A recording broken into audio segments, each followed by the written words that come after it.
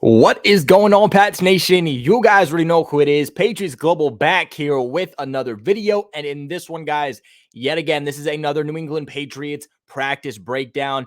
Day 2 of mandatory minicamp. We already broke down day 1 of mandatory minicamp. We broke down all 3 days that were open to the media for OTAs. So if you guys want to go check out how the team is performing so far this offseason and kind of that first look into how this team is going to look for this upcoming 2023 season, make sure you guys go ahead and check out those videos after this one, of course. And if you have not subscribed to the channel yet, make sure you do so for all of your New England Patriots news, breakdowns, all that good stuff. This is the time of year where injuries happens, last minute trades, last minute moves, rumors, news about our players and how this team is going to look for this upcoming season. You guys are not going to want to miss out on any of that type of news because I'm going to have you covered for all of it. Now, this video is coming out a little bit later than I usually like to, but that's because, guys, little sneak peek, I'm getting ready to do a live stream tomorrow with Bleacher Reports. I mean, I kind of did last year. I'm doing it again this year. Massive shout out to Bleacher Report for giving me the opportunity to do so. With that being said, guys, tomorrow, Wednesday, that is June 14th, is going to be at 5 p.m. Eastern time. 5 p.m. Eastern time. I will be going live on Bleacher Report. I will give you guys a link on my community tab on my Instagram when I do get that link just prior before the start of the stream. I'm basically going to be talking about the Patriots minicamp and my 4 biggest takeaways from the Patriots 3 days of mandatory minicamp. So if you guys have time to do so, again, 5 p.m. Eastern time, make sure you guys do go ahead, come back here or go to my Instagram, link in the description below, and I'll have that link posted for you guys. It would mean the world if you come and show some support, But without further ado, let's hop into today's breakdown. Now, as we always do, we're going to start with some general notes, and that always starts with guys that were absent. Juju Smith-Schuster still has not returned to practice. Honestly, I would not expect to see Juju back until about training camp. And even when he does come back to training camp, what I would expect is that he'll probably start to be in a red no contact jersey, but he continues to not be on the field. He's at Gillette, just not on the field. Tyquan Thornton still not there, still dealing with an injury too. I'm sure the Patriots are just trying to preserve him at this point to have him back for training camp. Kayshon Boutte, still not there. Is he dealing with an injury? Potentially, but at the end of the day, you and Demario Douglas are fighting to make that last roster spot, that last wide receiver roster spot. Demario Douglas has been ahead of you even when you were on the field, and now you're not even showing up to practice. Kayshon Boutte has got to get back to practice if he is going to squeeze his way back on the roster. But it wouldn't surprise me if we end up seeing a ghost injury here for Kayshon Boutte. Michael Onwenu still out. Keon White dealing with an injury that we saw him go down with in yesterday's practice. I broke that down, but looked like he nicked something. He stayed on the field, just wasn't practicing the rest of practice, had his helmet down, and just kind of was taking mental reps. Now he's not here the second day of practice. Something to keep an eye on. Lawrence Guy still not here after contract disputes. Justice Tavai was not here after being signed yesterday. Interesting tidbit. The fact that you're not there after being signed the day prior, a little confusing there. And then Quandre Mosley also still not there. Trent Brown finally returned after his flight issues occurred yesterday. Finally got back here, but he was limited.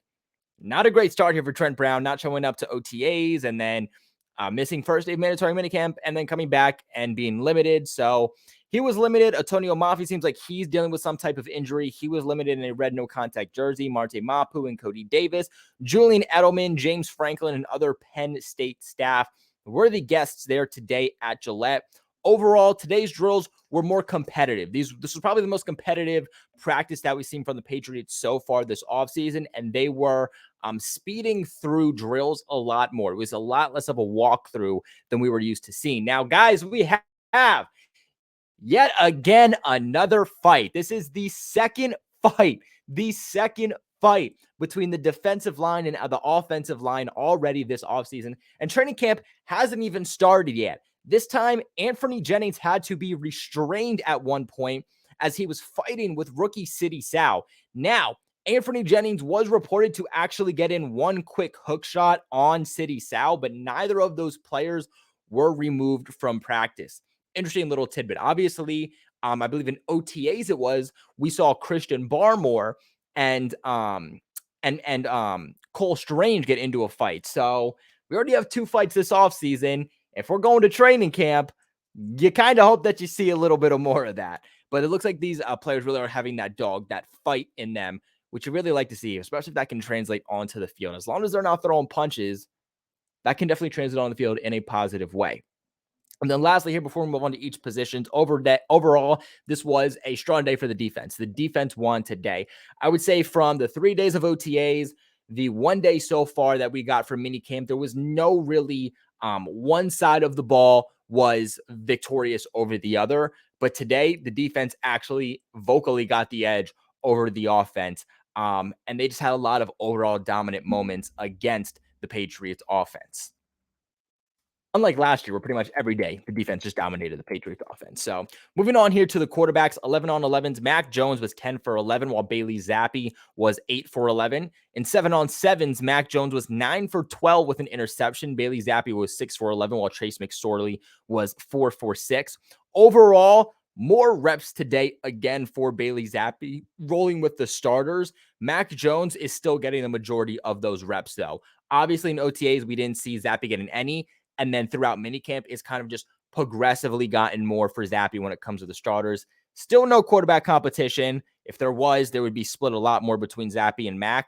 But Zappi is still getting a better feel for time with the starters, which at the end of the day, you still want your backup to be just as ready as your starting quarterback.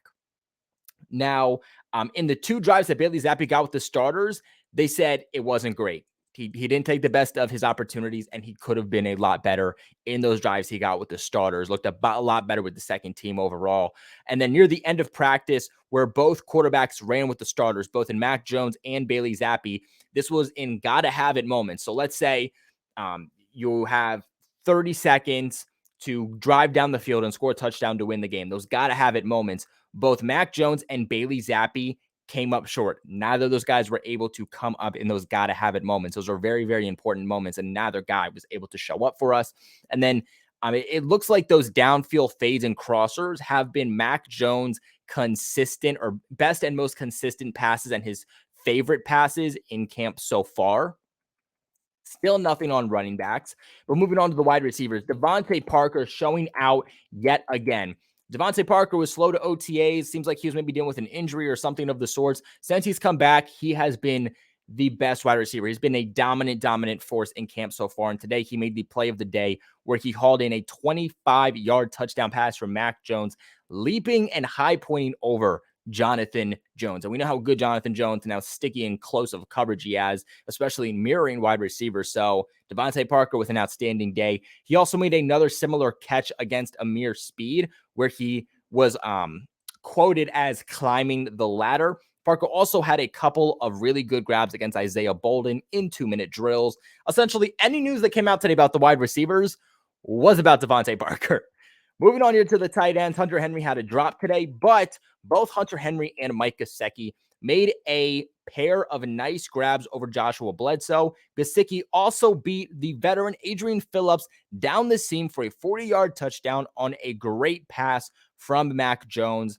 Both tight ends are continuing to see a lot of involvement within this offense. It's a lot of 12 personnel, a lot of 2 tight end sets, and they're being utilized in different ways, especially when it comes to Mike Gesicki. He's being placed everywhere on the offense, in the slot, outside, inline. So it looks like we're going to finally see a lot more of those 2 tight end sets that we've been asking for the last few years.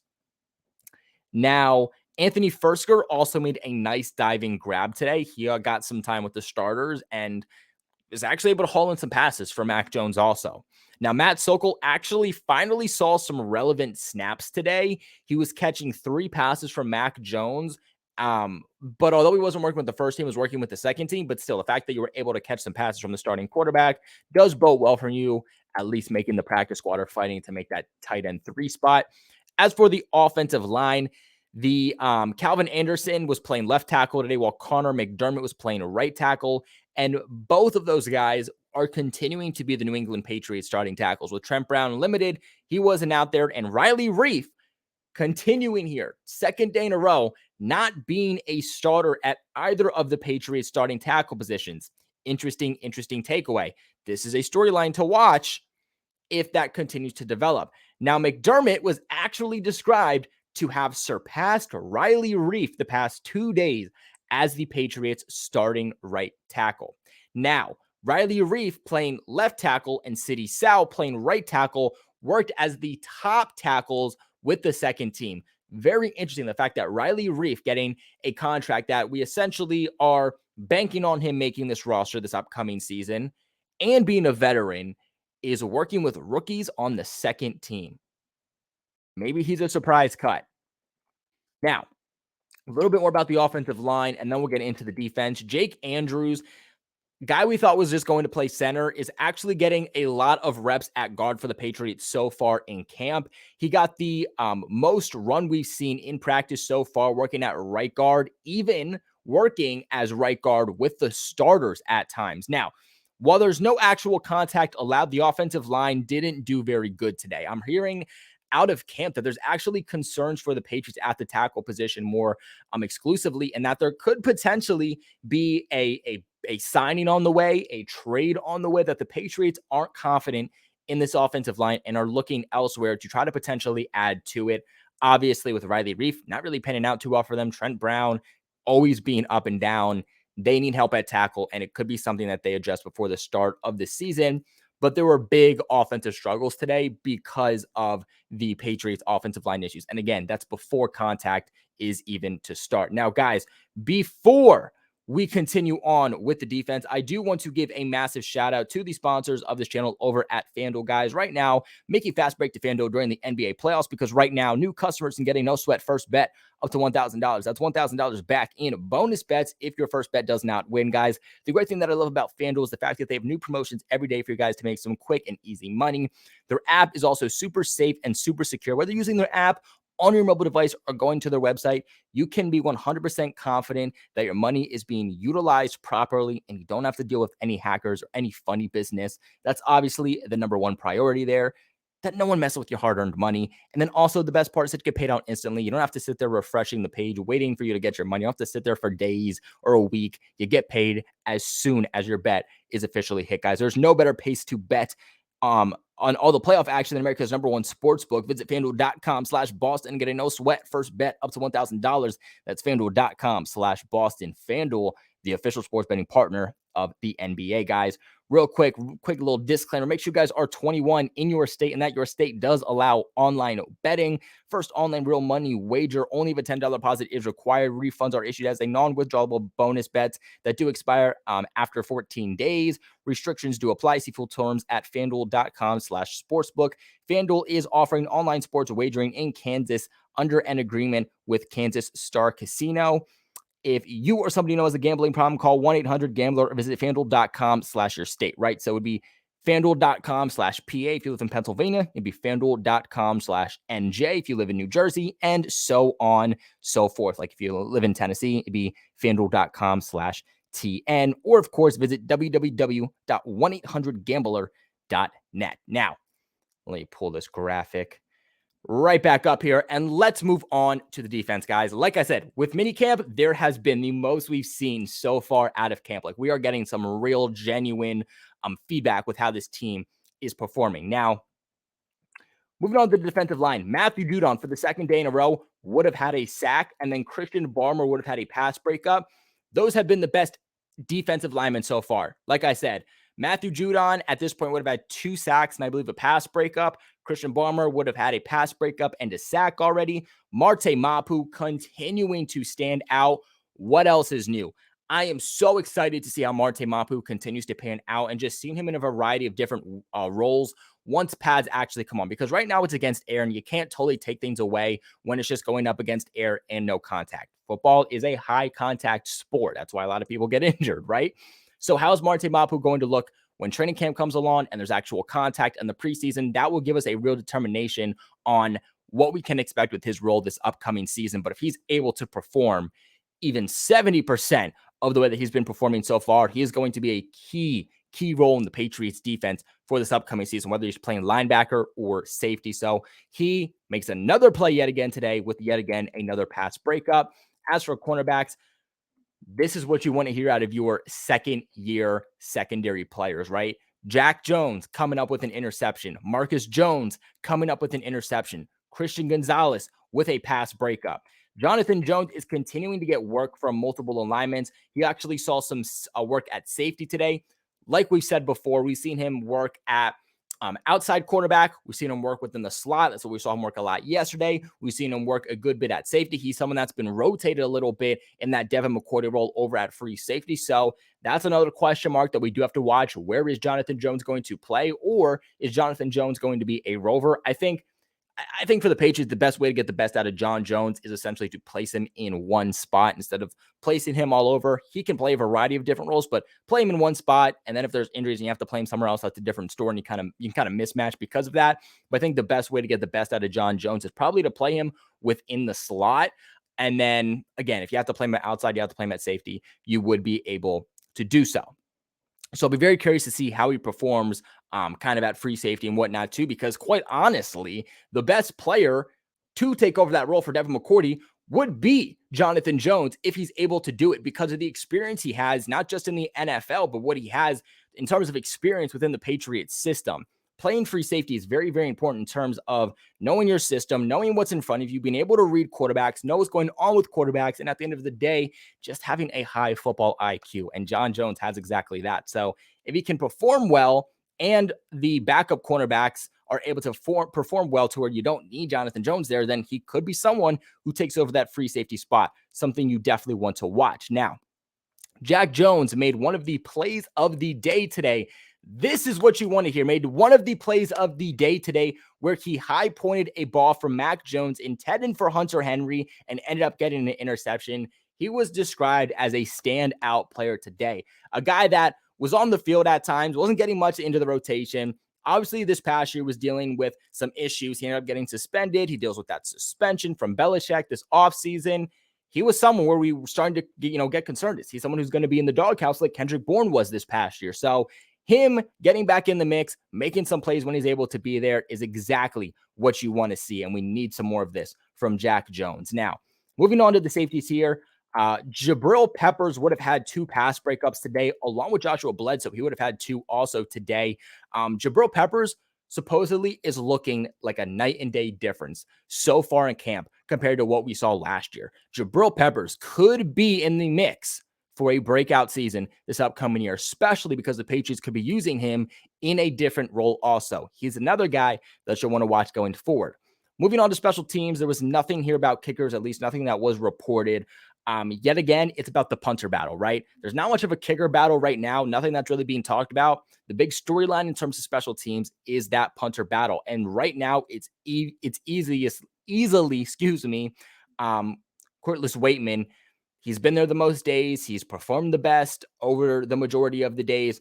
His average hang time today was a 4.49. As for Behringer, he was a 4.29. So right now, Waitman is heavily in front of Behringer for that starting punter job. Now, Tucker Addington didn't have to run a lot today because of a poor snap, but overall today, it wasn't as much of miscommunications and false starts. One of the big things I will take away from these false starts is that it's the majority on the defense and the defensive line. And that's because what's been reported out of camp is that Mac Jones doing really well with his cadences and getting defensive linemen to jump on his hard counts.